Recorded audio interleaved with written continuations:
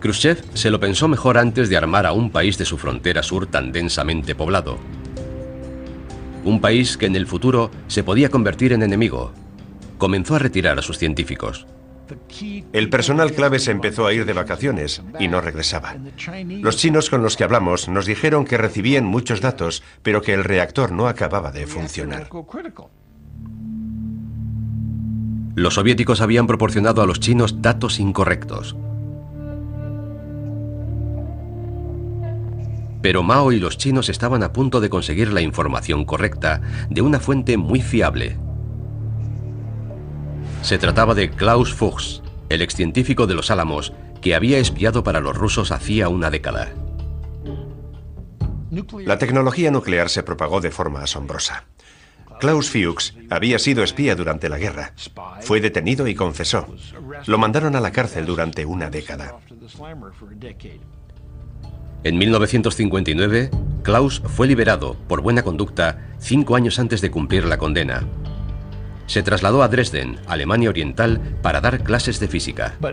¿Pero a quién enseñaba física? Una de las primeras visitas que recibió aquel verano fue la de Kian Sankiang, el director del programa nuclear soviético. El verano del 59, Klaus Fuchs proporcionó a los chinos mucha información sobre cómo funcionaban los Álamos.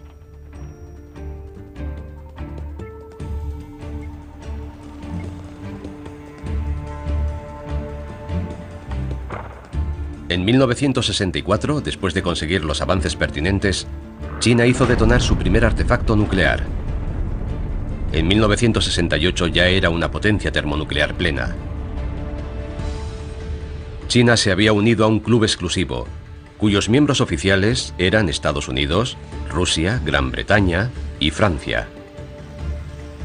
Pero había otras naciones que se querían unir al club de los 5 grandes con la esperanza de conseguir respeto en la escena mundial. 2 de ellos eran enemigos mortales entre sí, la India y Pakistán. En 1971, cuando estalló la guerra civil en Pakistán, la India entró en el conflicto e infligió a Pakistán una derrota humillante. La guerra empujó a un patriota pakistaní a buscar venganza. Su nombre, A.Q. Khan. Khan era metalúrgico, experto en la fabricación de centrifugadoras, cilindros que se utilizan para enriquecer el uranio para su uso en armas nucleares. Khan no diseñó la bomba. Lo que consiguió Khan fue algo fundamental para crear un arsenal nuclear: desarrollar la tecnología para enriquecer el uranio. Descubrió cómo utilizar las centrifugadoras. Khan vivía en Holanda y trabajaba para una empresa holandesa relacionada con el enriquecimiento del uranio. Decidió ayudar en secreto a su patria. Comenzó a recolectar tecnología nuclear en Europa porque en ella se estaba desarrollando la tecnología para enriquecer uranio para los reactores. Comenzó a tomar notas en el 72, 73 y 74. Khan tenía acceso a una de las instalaciones nucleares más confidenciales y secretas de Europa. Y aunque tenía acceso limitado, fallos de seguridad le permitieron acceder a áreas muy restringidas.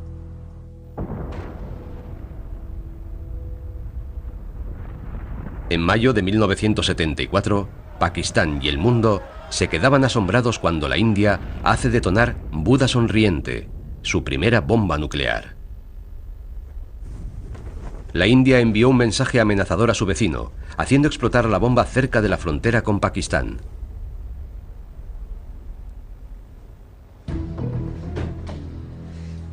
Khan comenzó a pasar información confidencial a una red de espías pakistaní en Holanda.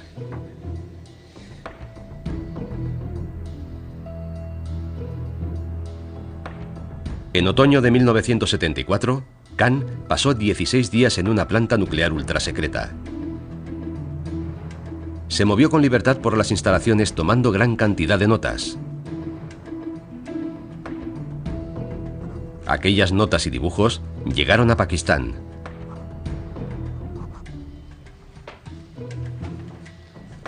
Por aquella época, los holandeses habían empezado a sospechar de Khan. Pero cuando le fueron a detener, la CIA se lo impidió. Querían seguir sus actividades y a sus socios. En diciembre de 1975, Khan voló a Pakistán, llevando en su equipaje copias de planos secretos de centrifugadoras e información de contacto de más de 100 suministradores de componentes de armas nucleares.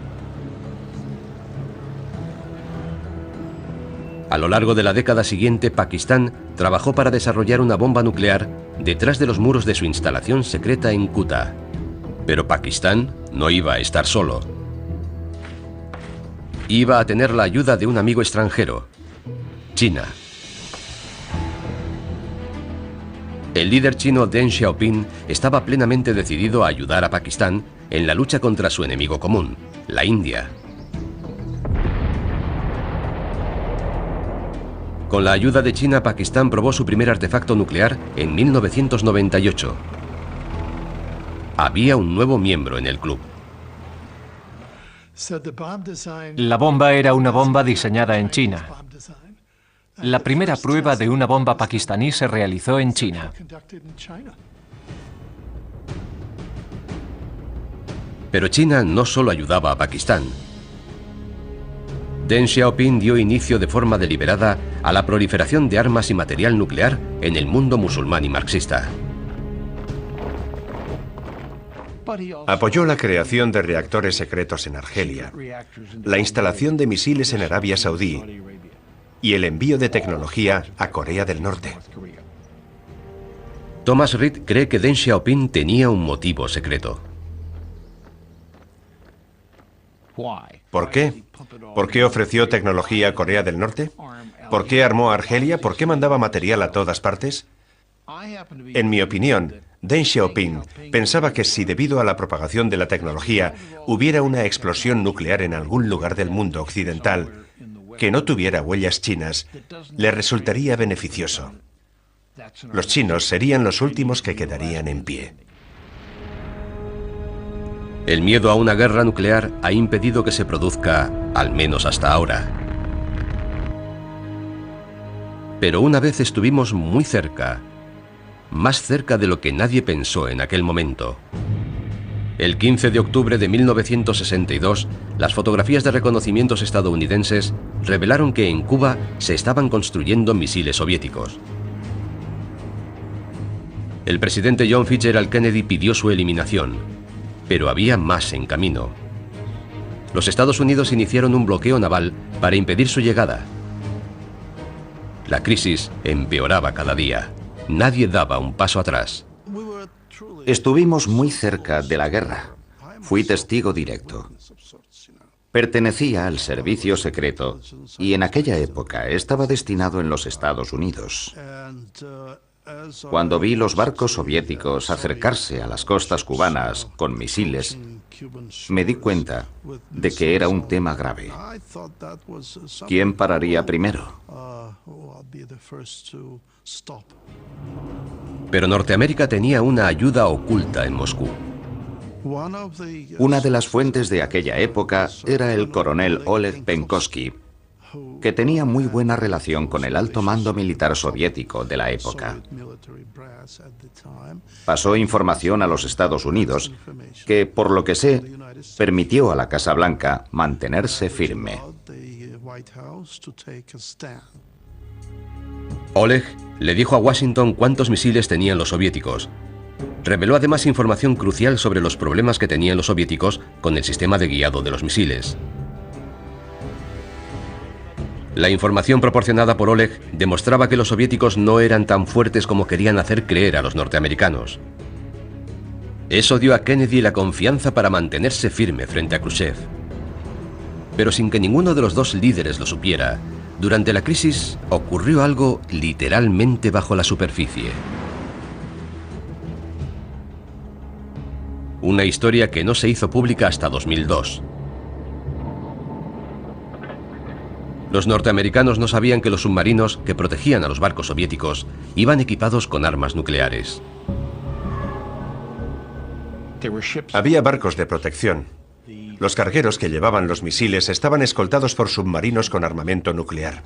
Y estaban siendo seguidos sin que lo supieran por submarinos estadounidenses muy silenciosos, también dotados de armamento nuclear. Todos los capitanes tenían el dedo en el gatillo. Fue una situación peligrosa. Los submarinos soviéticos habían recibido orden de lanzar sus armas si las fuerzas norteamericanas los atacaban o los forzaban a salir a la superficie. Y durante los momentos más críticos de la situación eso fue exactamente lo que pasó. Las fuerzas de los Estados Unidos arrojaron cargas de profundidad pequeñas sobre los submarinos soviéticos para obligarlos a emerger para ser inspeccionados. El submarino B-59 fue uno de sus objetivos. El bombardeo duró varias horas.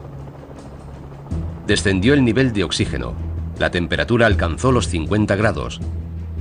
Los marineros se desmayaron. El comandante soviético ordenó armar los torpedos con cabeza nuclear. El jefe del submarino soviético consideró seriamente lanzar sus torpedos nucleares. Aquello podía haber dado lugar a una guerra nuclear total. Pero el comandante soviético del B-59 mantuvo la calma y ordenó que el submarino emergiera para ser inspeccionado.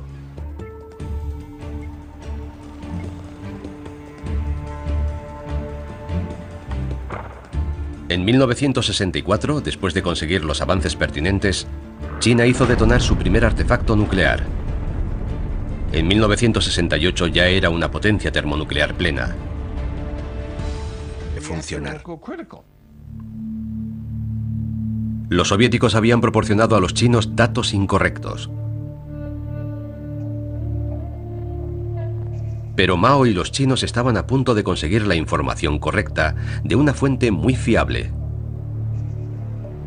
Se trataba de Klaus Fuchs, el excientífico de los Álamos, que había condena. Se trasladó a Dresden, Alemania Oriental, para dar clases de física. ¿Pero a quién enseñaba física? Una de las primeras visitas que recibió aquel verano fue la de Qian Sanqiang, el director del programa nuclear soviético. El verano del 59, Klaus Fuchs proporcionó a los chinos mucha información sobre cómo funcionaban los Álamos. Espiado para los rusos hacía una década. La tecnología nuclear se propagó de forma asombrosa. Klaus Fuchs había sido espía durante la guerra. Fue detenido y confesó. Lo mandaron a la cárcel durante una década. En 1959, Klaus fue liberado por buena conducta 5 años antes de cumplir la condena. Khrushchev se lo pensó mejor antes de armar a un país de su frontera sur tan densamente poblado. Un país que en el futuro se podía convertir en enemigo. Comenzó a retirar a sus científicos. El personal clave se empezó a ir de vacaciones y no regresaba. Los chinos con los que hablamos nos dijeron que recibían muchos datos, pero que el reactor no acababa de